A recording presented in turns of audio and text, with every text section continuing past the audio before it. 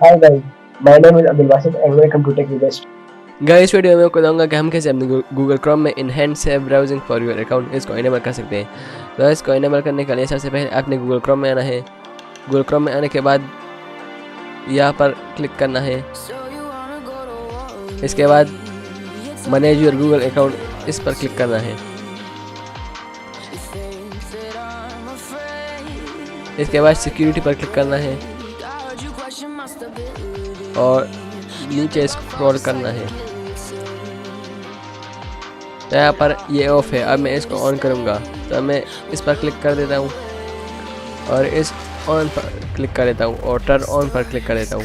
यहाँ पर इसके बेनिफिट्स लिखे हुए हैं कि कीप यूसिव is used to improve your Google account such as Gmail.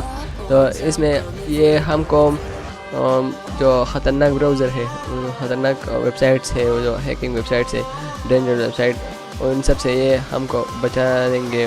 और ये हम जो पासवर्ड देंगे ये उसको जीमेल में सेव भी करेंगे।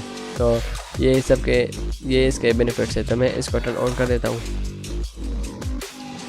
तो देखो ये टर्न ऑन हो गया। गाइस, अगर आपको वीडियो पसंद आई है तो चैनल को सब्सक्राइब करें, वीडियो को लाइक करें। मिलते हैं किसी नेक्स्ट वीडियो में, तब तक के लिए अल्लाह हाफिज़।